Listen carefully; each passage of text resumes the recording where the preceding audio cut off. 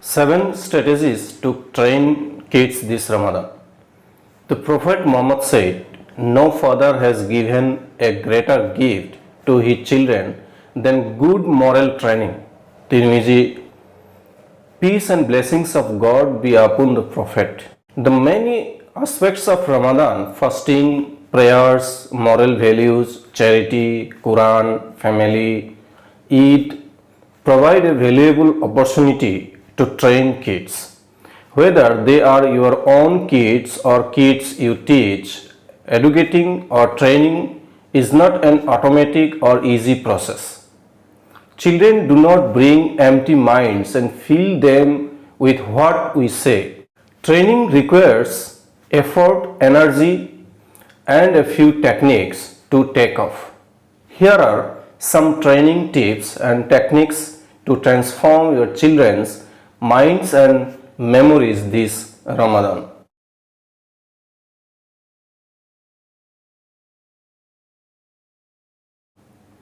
First, let them get their hands dirty. The great aim of education is not knowledge but action, Herbert Spencer said. Children learn by doing. On average, students retain 75% of a lesson when they learn through hands-on activities compared to 5% through a lecture or 10% through reading. If, for example, you want to teach your kids the concept of zakat, get them to help you calculate your zakat, decide where to send the money and mail the envelopes. Action and implementation can occur while children learn, not necessarily after. The Prophet used to take his daughter Fatima radiallahu anha with him when he went for prayers at the Kaaba in Makkah. Later in Medina, he would bring his grandchildren Hassan and Hussein radiallahu anhu to the masjid as toddlers before they know how to pray. A concept becomes real and important to children when they experience it rather than simply read about it. They will remember how to do it years later when you may catch them telling their friends, "I have been calculating zakat since I was a kid." Number 2, involve their emotions. When children get emotionally involved in an activity, they rarely want to leave it. Video games and TV shows target children's emotions. As parents and educators, we can use the same technique for training. Stories, songs, skits, crafts, and games grab children's emotions. Once a child is interested and excited, she is more likely to stay attentive till the end and get the message you want to give. Just as we remember events in our lives that were emotionally significant, children remember concepts learned through activities that were fun, funny, exciting, or different. Don't be afraid to stir some fun into your training. You do not have to lose any content. Write a song about it, create a hadith treasure box, organize a Ramadan trivia night, or read a story about Ramadan in Medina. If they enjoy it, the kids will come back for more. Number 3, reveal the purpose.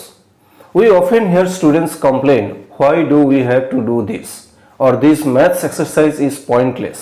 Unfortunately, we often hear responses like, "Because I am telling you to," "Because you have to," or worse, "You will get a new CD player if you finish the book." Like us, if children do not see the purpose or importance of an action, they would not have the motivation to complete it. To avoid getting similar comments from your kids about prayer or fasting, make sure they understand the purpose. Before you begin any lesson, whether it is story about the companions of the Prophet or an Eid craft, explain exactly why you are doing the activity and what benefits the children will gain from it. Remind your children that they are doing acts of worship to please Allah, not you. Explain why we need to please Allah and have every action, including washing dishes or math homework, will help us achieve that goal.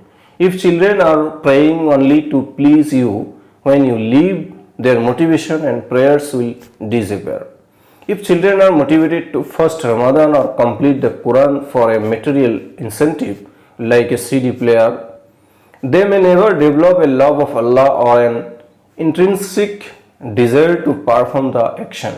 They may instead learn to value material rewards, and when the rewards disappear, the actions may disappear with them. Help your children understand that for Muslims, rewards do not necessarily come in this life. They may have to wait for the bigger and better rewards of the hereafter. Number 4, highlight the big ideas. Asking yourself how many equations or formulas you remember from your grade 12 math textbook. It may be 5 or 2 or none. Let's be honest. Most of us retain very little of the details we learn. Children will not retain all the fiqh rulings of zakat or wuzu or salah, and they would not need to. Make sure the little that they retain is exactly what you want them to remember.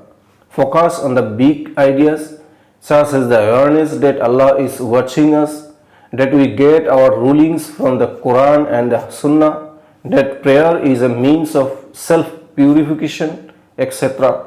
Repeat these ideas every day in different ways. While your children instill these principles in their minds, show them how to learn the rest on their own. When they need it, help your kids learn how to learn. Teach them where to find the fiqh information they need or how to do research on a topic and who to ask for information. They will be better prepared if they master the basics and know how to get the specifics. Memorizing every ruling will be a waste of their time and yours. Number 5, let them lead. Children often take responsibilities more seriously than adults. The Prophet, peace and blessings be upon him, appointed young adults like Ali, Anas and Usman ibn Zaid radiyallahu anhu, young adults, for important assignments that sometimes required them to lead even older and more experienced companions. Give children leadership over important tasks as step out of the picture. Assign one child to work up all his siblings for shohar. Let someone else be in charge of updating the iftar time every evening. Allow the children to plan, budget and buy Eid gifts for all the relatives. Let them choose which task they want to be in charge of. Allow children to make mistakes and realize how their own what they should have done. Experience often trains better than instruction. Once a child goes out into the cold without a jacket, he will remember before you can remind him to put on his jacket next time. Train kids to be responsible for their own learning. If a child asks, "Does brushing teeth break my fast?" a simple yes or no may give her the answer, but would not provide any long-term training. Ask her instead, where can you look to find that answer? Let's do some research. Begin the month of the Ramadan by asking your children to do a research project on what breaks the fast and what does not. If they find the information themselves, they are likely to remember it and know exactly where to get it again next year. Carl Rogers said, "The only person who is educated is the one who has learned how to learn and change." Education is not the filling of a pail, but the lighting of a fire, quoted by W.B. Yeats. Kids catch on to your enthusiasm. Show some excitement and passion about the topic you are teaching. Show your kids that you can't wait for Ramadan to begin, be cheerful at prayer times. Decorate the houses in anticipation of Eid. The Prophet, peace and blessings be upon him, taught by example. His character and actions motivated people to love and emulate him. Be the example you want your kids to be. Make a genuine effort to love the activities you want your kids to love. Love with learning. Point number 7. Combine love with learning. Abu Huraira radiallahu anhu reported that Al-Aghrab Habis saw the Prophet, peace and blessings be upon him, kissing Hassan, his grandson radiallahu anhu. He said, I have 10 children, but I have never kissed any one of them. Whereupon Allah's Messenger, peace and blessings be upon him, said, He who does not show mercy, no mercy would be shown to him. Muslims show children that you love them regardless how they perform. Allow each child to progress at his own pace. Saying, look at your cousin Amina, she is already finished the 15th juz. Will only lower your child's self-esteem and discourage what she is already accomplishing. Excessive competition and comparison can often result in helplessness and lack of motivation for children who learn in different ways or at a slower pace.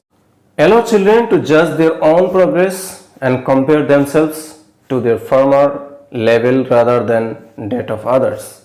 Make this Ramadan the beginning of a memorable and long-lasting training experience for you and your children.